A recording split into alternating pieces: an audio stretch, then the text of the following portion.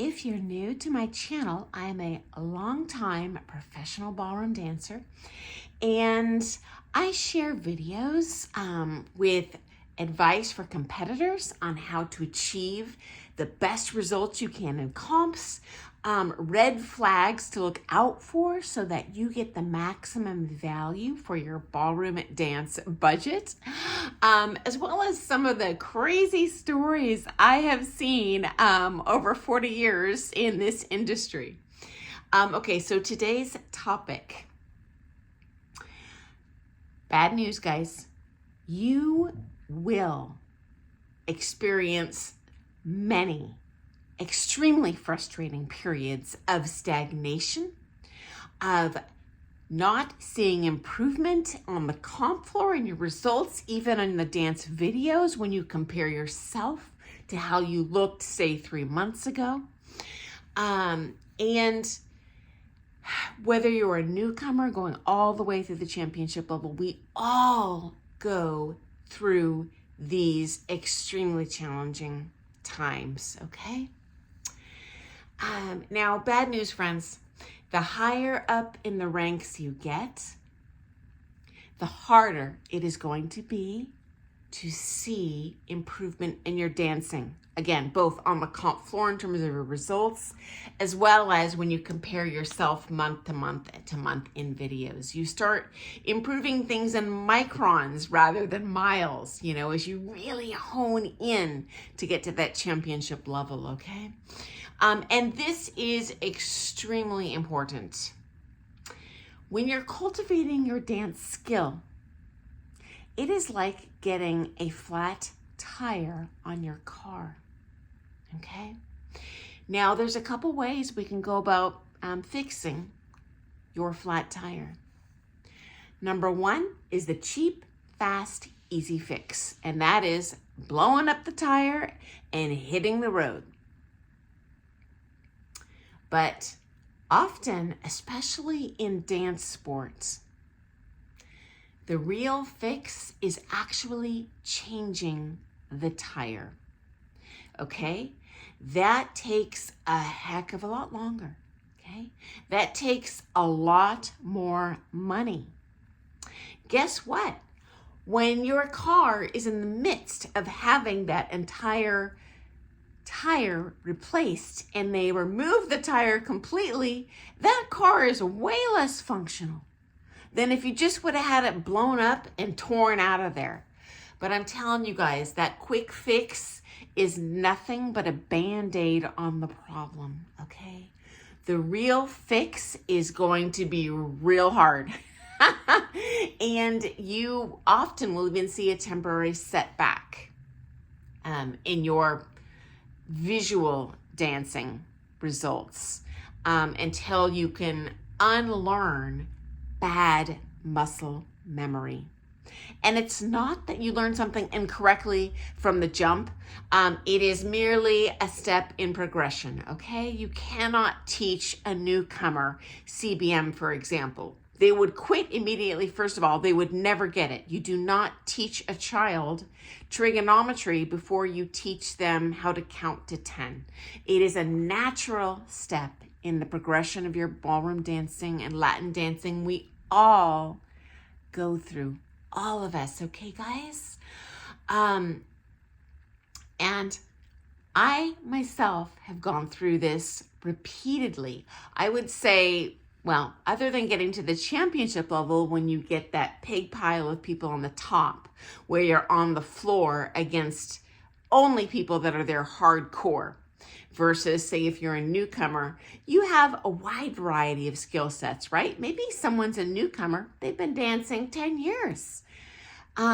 Another person is in that newcomer category. They learned a box step last month. The way the comp rules are structured, there's a lot more variation in the skill level going up through those kind of syllabus ranks, okay? And I gotta tell you, compared to competing in championship as an amateur or especially as a pro, competing in syllabus was easy sailing. And I thought I was all that and a bag of chips because I had won nationals as a, bronze, silver, gold competitor. And then I had to switch gears if I wanted to continue progressing in my dancing. And I had to switch to professionals that had themselves competed at the championship level. Okay. And it was a real humbling experience, friends, to show up to that first lesson and have them tell us how horrible we are.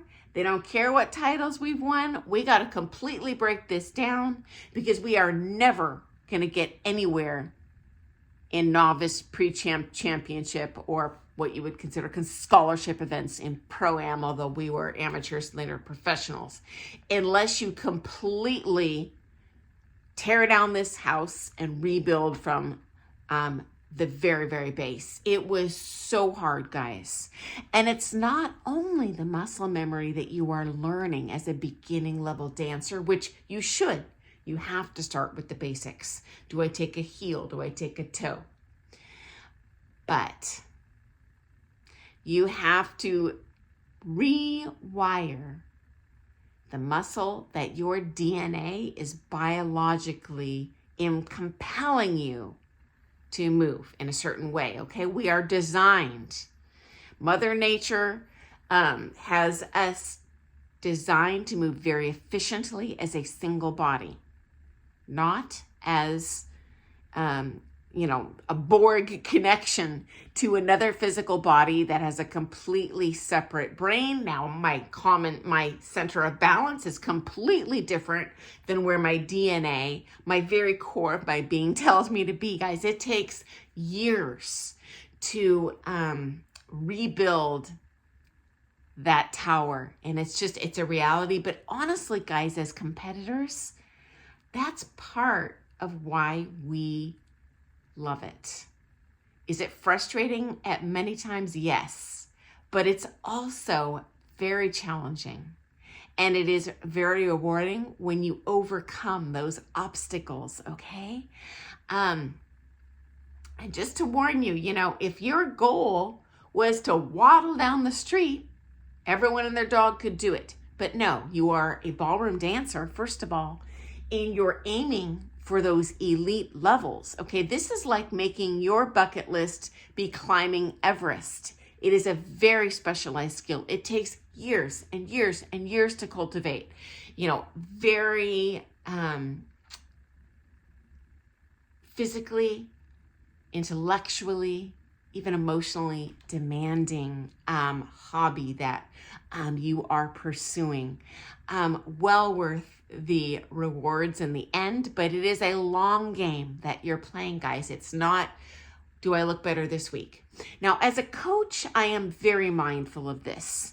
And when I have students competing with a comp kind of imminent, I do blow up the tire, okay?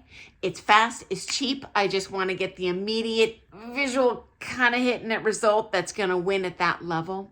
But when I don't have a comp that, I'm really gunning for, an immediate show or something, you know what? I am slaying the big dragons, the hard fixes. So when I have, say, a student who maybe is retired from competition, but they really want to dance beautifully, or I have students that regularly compete, but they've got a break for a few months, that's when you're probably going to have your coach deep dive those real ugly, hard to do fixes that temporarily will make you think you are taking a step backwards, guys. But the reality is you are taking many, many, many steps forward. I promise you that, my friends. And I know it's just soul crushing to go through those really difficult times of growth. It is not a boat ramp, guys. It is hills and valleys, and ultimately your hills and your achievements going over the hills will surpass those valleys, okay? But just know this is coming down the pike, and it is 100% normal, okay? And just know, what? There is a 99.99999% chance that your self-perception of stagnation is not based in reality, okay? So I hope that's been helpful. I look forward to seeing you very soon for some more Things Ballroom Dance. Guys, I so appreciate your questions. Thank you so very much. I only want to post topics that are of interest to you. I'm not here to just talk it myself. Mama got better stuff to do. And so I so appreciate when you guys ask a question that I know exactly what to share with you guys. And I love when you do a thumbs up as well, guys, because I do look at those and I get so excited when I think, oh, yay, I shared something they found entertaining. I also love when you share your own stories in the comments, because I am but one ballroom dancer in a world of ballroom dancers.